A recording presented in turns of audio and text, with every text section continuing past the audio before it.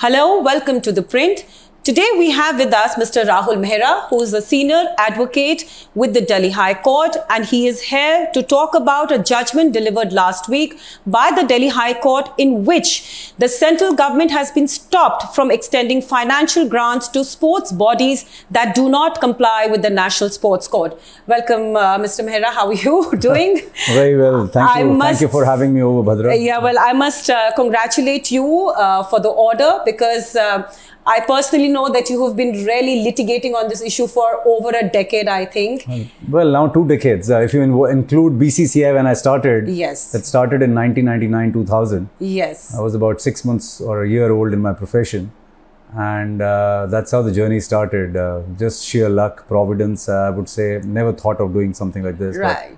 But this order, I think this judgment by the Delhi High Court comes almost after more than a decade-long litigation, which you began to actually clean up the sports bodies in India and to bring more accountability and transparency. So before we talk about the impact of this significant judgment, I would like to, I would like you to talk about a little bit about the sports code, because most of our viewers actually do not know about it. In fact, a lot of us are not aware of the sports code, which is actually the law of the land for the sports bodies. Correct. So just to start off, I don't think one needs to be congratulated, Bhadra, for something like this. It's a very sad day, actually, that, every single national sports federation had to go down this path and the courts had to intervene. It's not something to be proud of. It's not, I'm a patriot first. I'm an Indian first.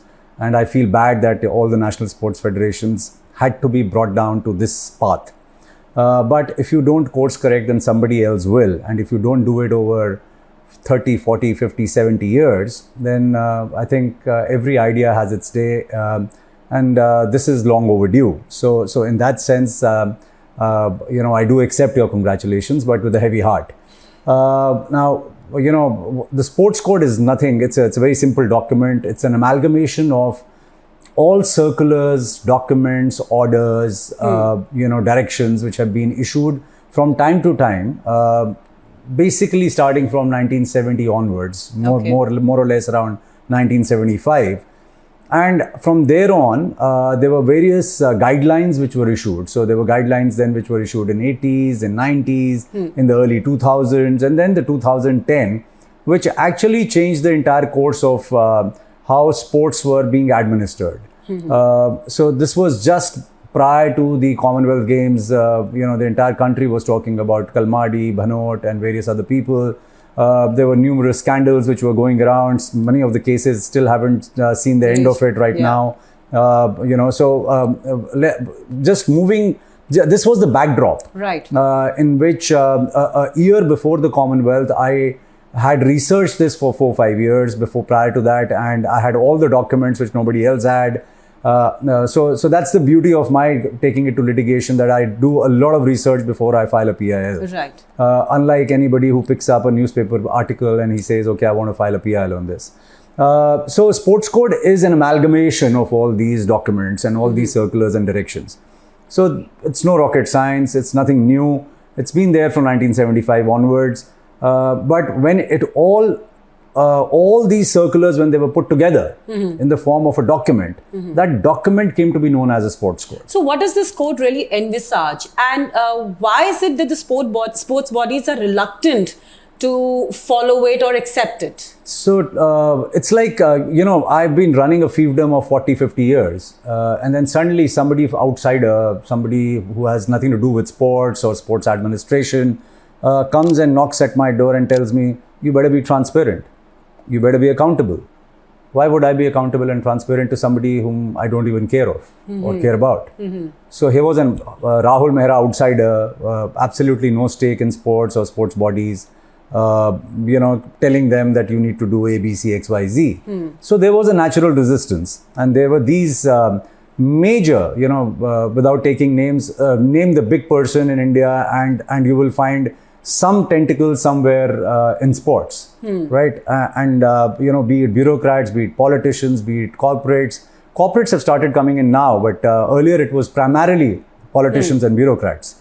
And So these were people who were ruling the roost. They were there for decades, and these were uninterrupted tenures. So this was at the back of a success from my litigation in BCCI.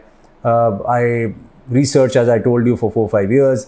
And then when I was confident that I have all the material against these bodies, I took them to court and said, you're not following 1975 guidelines. That's what my petition was initially. And, in 2010, when the matter came up before the court, I asked a very simple question, that why is it that uninterrupted tenures are allowed in democratically elected bodies? So they say. And the court said, what do you mean? I said, there's a document of 1975, which was stayed by the then sports minister in 2001, which actually said that you can't have beyond a certain time period or a certain age, you can't be an administrator in sports bodies in India. So why is it that this is now been stayed for last 9 years and the stay needs to be lifted? So the entire file, the bureaucratic file as it was in the sports ministry, was summoned by the court on 27th of April of 2010. And the matter was to come up on the first week of May of 2010. And on 1st of May 2010, the government, feeling the pressure from the court, because all the documents were called, reasoning was to be given as to why they have kept it in abeyance for so long, they lifted that stay under court pressure on 1st of May 2010, which is a Sunday, which was a Sunday. And it's why I emphasize on the Sunday bit is, governments don't work, right? They surely don't work on Saturdays and Sundays. And here was a government which was made to work on a Sunday on 1st of May to lift that particular order. And that's how the journey of accountability and transparency National Sports Federation started. That was the first order. And then there have been a series of orders. This is just another order actually, which has just come in. And the writing was on the wall, because they had been given more than the leeway that they were supposed to get. But beyond a point, if you try and test your waters, and especially in litigation with judges around and with courts which are trying to give you long handle, there is always a risk of you testing it a bit too much.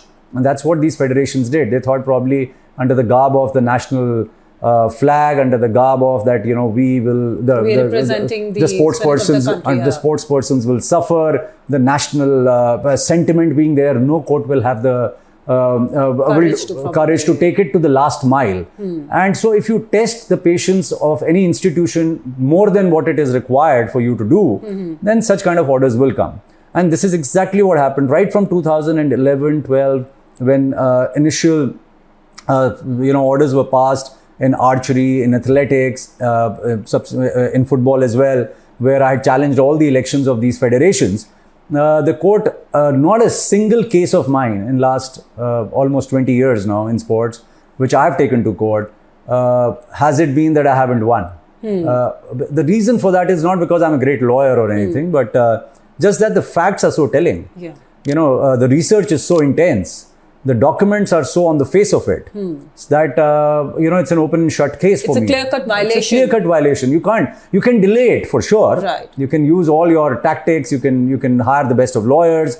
You can delay it to a certain extent. And we know how litigation in our country is. Delaying is the easiest thing to do in our country. But sooner than later, it catches up with you. And we, thankfully, with the grace of God, I got absolute fabulous benches, That's right. Great judges who understood what I was talking about, who appreciated where I was coming from. And, rest is all history. So, according to you, to what extent has the non-implementation of the sports code actually affected the game or the sports persons? Yeah, so it affects it's layers into layers. It's like an onion. The more you peel, the more you cry, the more it hurts, the more cleansing happens. So just to give you an example, I'm a lawyer. We have a lawyer's body called the Bar Council. I have some great friends as doctors. They have a body like the Medical Council of a state or of India. Would a lawyer's body be ever manned by a bureaucrat or a politician or a businessman unless he's a lawyer as well? Right. This is one body. This is one area of vocation, sports, where you could be anybody but a sports person and you're eligible and entitled to rule that particular body. And the entire gamut of sports persons, right from Tendulkars down below. Why? Right from Abhinav Bindra down below, right from Neeraj Chopra down below. Why? The reason is very simple. Sports persons are very simple at heart. They are not politicians. They can't. Most of them don't know what politics is about. So outsiders came, and historically they came. Earlier it used to be the Maharajas and those, and then the new age Maharajas are the politicians. So they thought it's an easy platform. It's a cheap platform to be, no investment, maximum eyeballs. You're traveling at state expense. Most of these people would never be able to even step outside their country because of what they were doing in their own personal vocation. Imagine a Bhanot or a Kalmadi even being allowed outside Buckingham Palace. Forget about shaking hands with the Queen, right? So that's what sports gets you. There are a lot of other kind of benefits which you can't see. These attached are a lot of these kind of things are attached. So people get attracted, and politicians, wherever it's a freebie, they get attracted more than anybody else. And which is why I'm so deadly against any politician being in a sports body. You want to play politics, your arena is political field. Please, by all means, play the dirtiest possible politics and do whatever you are best at. But you can't enter into a sporting arena. This is a pious area. Sports is a very, very, as we say, gentleman's game, the beautiful game. These are areas where you don't play politics, but you can't keep politics divorced from anything. But there is a line of argument, Rahul, that you need to be a good sports administrator to run a sports body, not necessarily be a prominent sports person. And some people also say that it is a matter of fact that BCCI was run in a pretty efficient way, that it brought commercial success to a game like cricket. So, why is it that you have such an objection of non-sports person being or heading a sports body? So, two reasons. One, historically, no other body is permitted to or allows any vocational or professional body that it is, a person who is not from that particular vocation or profession to rule that particular class of people. So that's one objection. Please show me whether lawyers can be ruled by doctors, doctors can be ruled by politicians, politicians will allow themselves to be ruled by some lawyer or some businessman. It doesn't happen. Okay. So that's one. Let's keep that aside as well. We all know what politicians in our country are all about, right? Most of them, by and large, almost all of them, have a certain vested interest and have a certain a core competence in a particular area as to how they have thrived and how they've come up.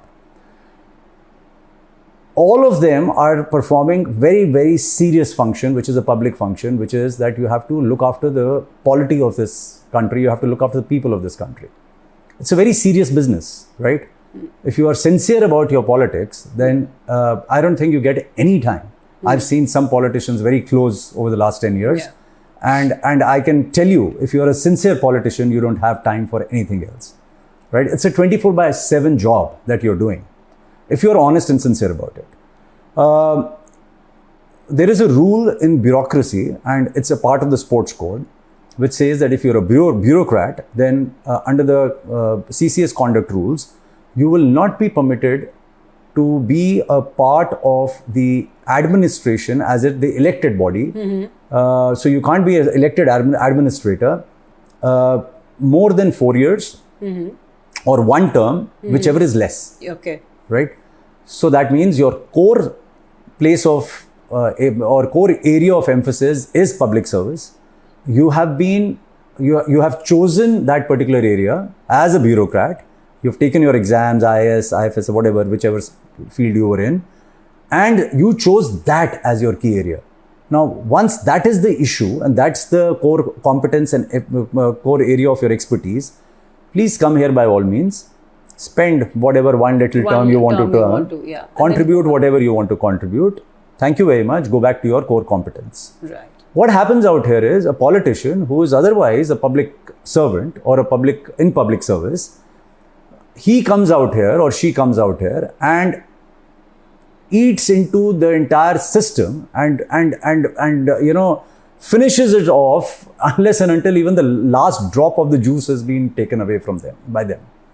So my core objection is that A, there is no empirical evidence to show that it was because of a particular politician in BCCI or B, any other sports body, because of whom sports thrived. None of the sports in India except cricket is a thriving sport or a body which has a lot of money.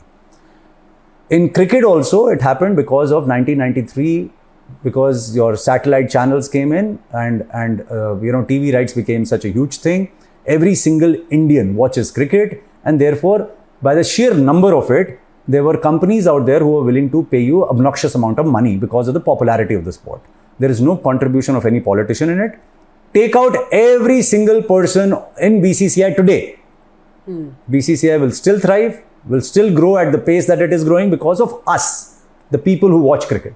Not because of them, the people who manage cricket. Okay? So you can put anybody, like Lord Shri Ram, when he went for 14 years, there was Judaism, and because of that, for 14 years, our country was run then. Yeah. Similarly, please put, with the blessings of God, anybody out there. Okay, they will do much better job than these guys who are right now or were in the past ruling the roost. So please don't get bite or take this argument on the face value that why can't sports persons can't be good administrators. Please give me the empirical evidence. How many sports persons did you permit in a level playing field? How many sports persons did you allow coming into the system? And then show me that this was a sports person or 8 out of 10 were disasters. I will agree with you. But there is nothing, there is no evidence to that effect. In fact, there is evidence to the other side. Not 8 or 10, 8 out of 10, but 10 out of 10 politicians have been disasters, right? 10 out of 10 bureaucrats have been disasters. Show me one person, just one, in last 50 or 60 years, an administrator whom we all know. That here's a guy who did a phenomenal work in the field of hockey, or in the field of judo, or in the field of some other sport. I can't remember one. I follow sports. Please ask your editorial team, do they remember anybody? I'm telling you, aberrations may be there, 1 in a million, even those I can't think of. But the empirical evidence that we have today is that each one of them coming from non-sporting backgrounds have been disasters. So I rather have a sporting disaster than a non-sporting disaster. But when we talk about BCCI, Rahul, we all know that Supreme Court intervened in the matter and a committee was constituted under former CGI Justice R.M. Lodha, and he had given a host of suggestions to reform the cricket body. But all of us know how at the end of it, many of the recommendations had to be diluted. So what does this really say? But who's at fault? Is Justice Lodha at fault? Who's at fault? Even the Supreme Court finally agreed to the dilutions. I'm asking you, who's at fault? So why do you agree with the dilutions?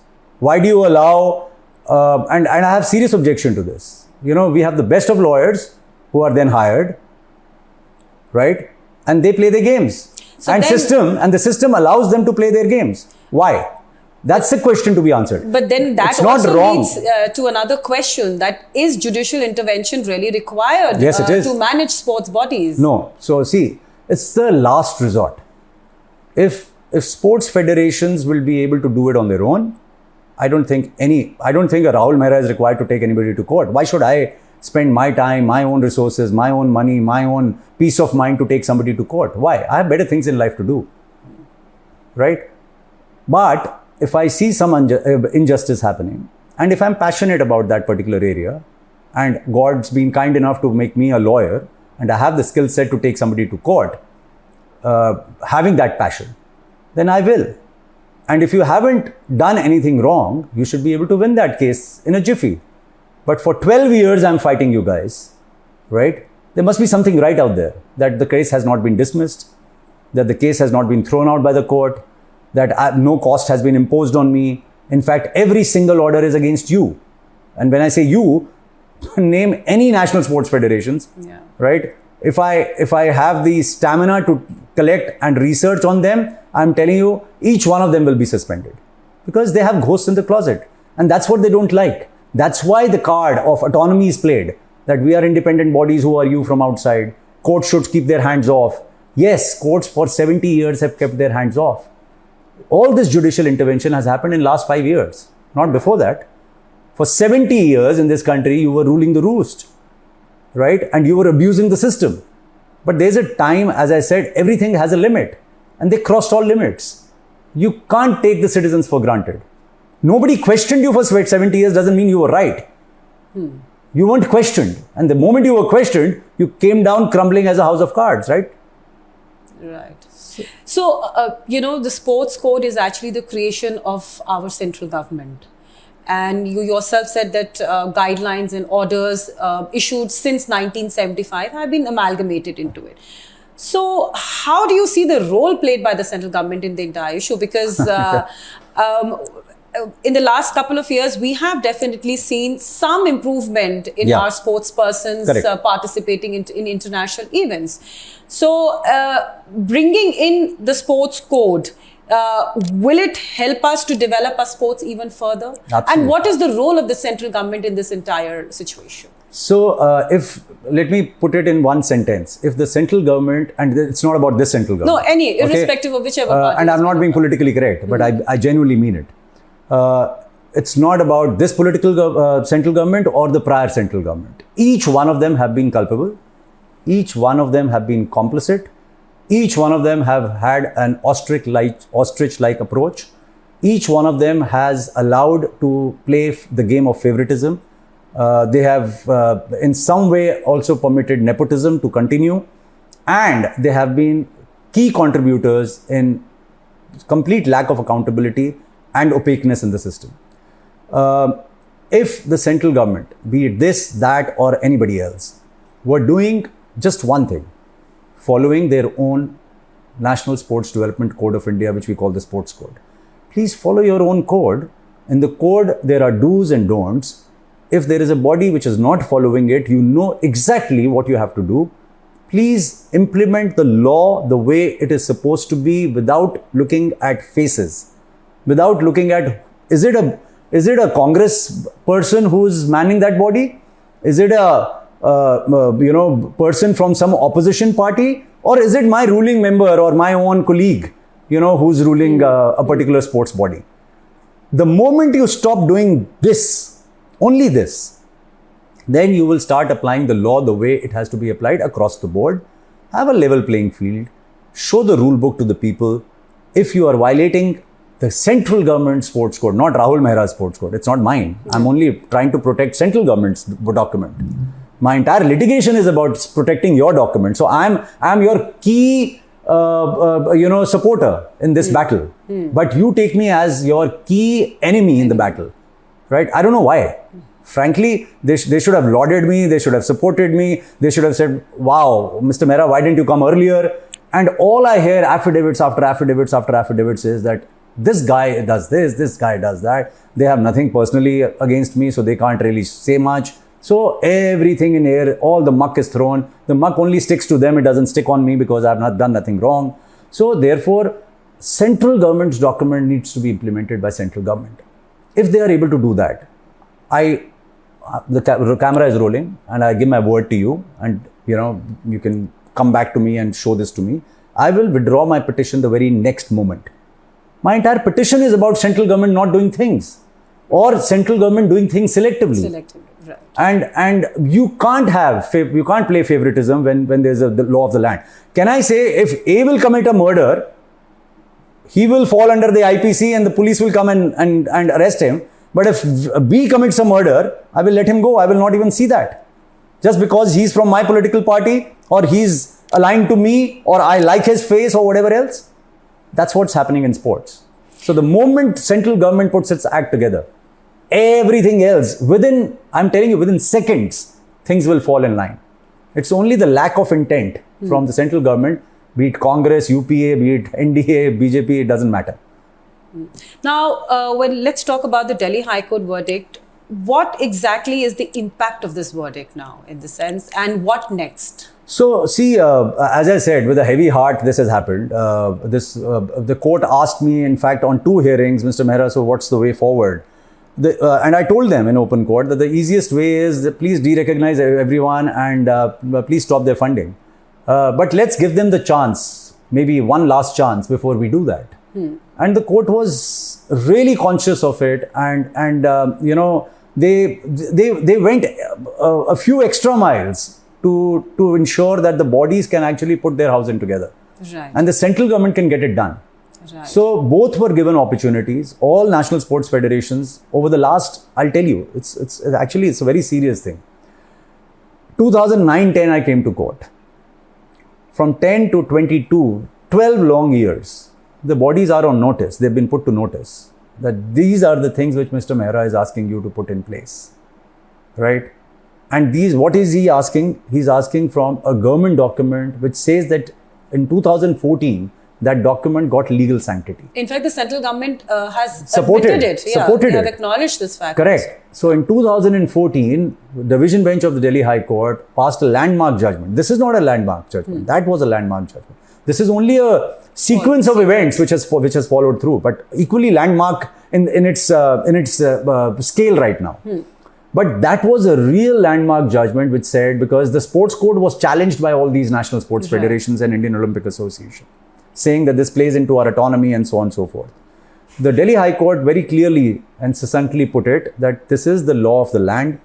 Till the time the central government does not come up with the central sports legislation or a sports law, till that time, this is legal, binding, mandatory on every national sports federation, including Indian Olympic Association. Right. So that was the end of the story. Now, from 2014 till 2022, 8 years.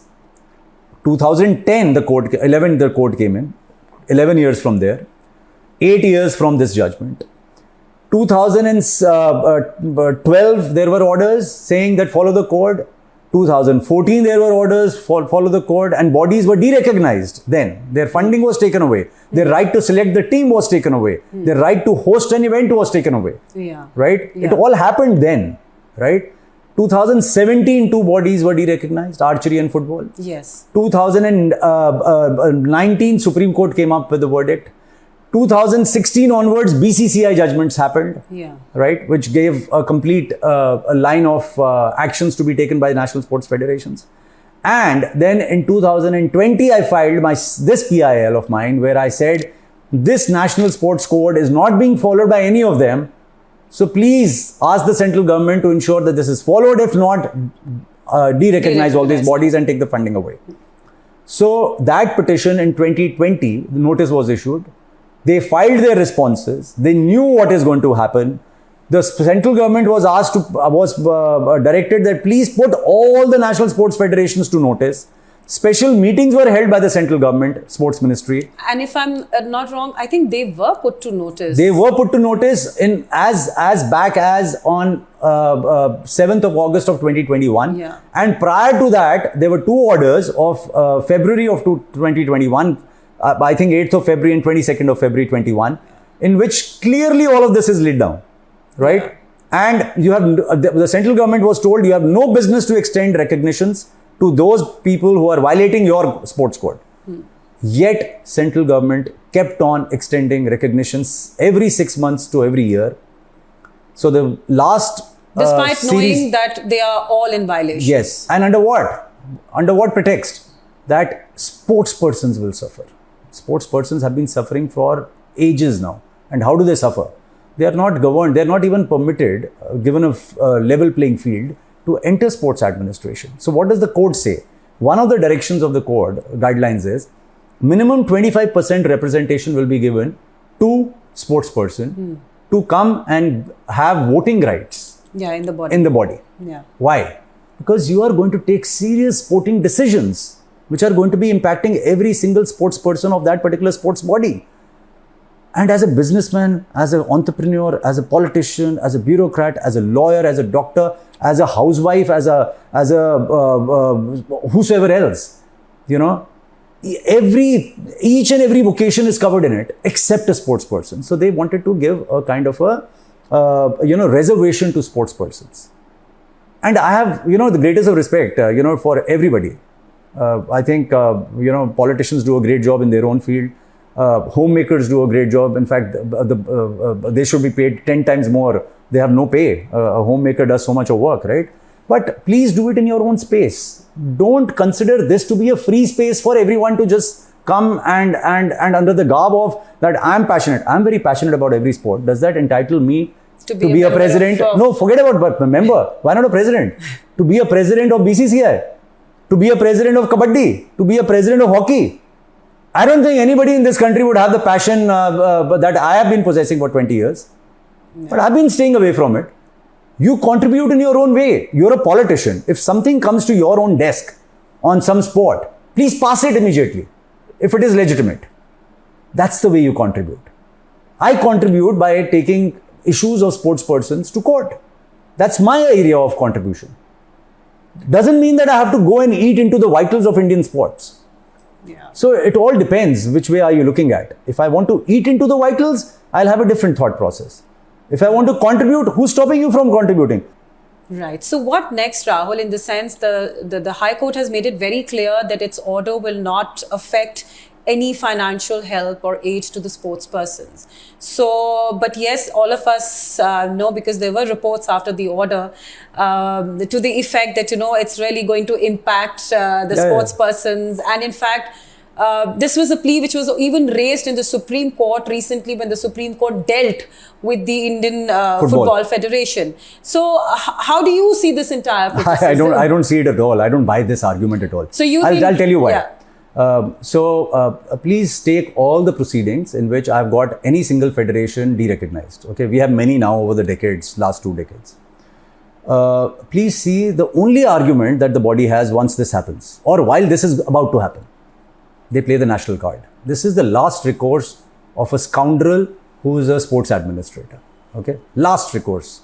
Like we say, the last recourse of a scoundrel is so and so, right? Yeah. This is the last recourse of these people.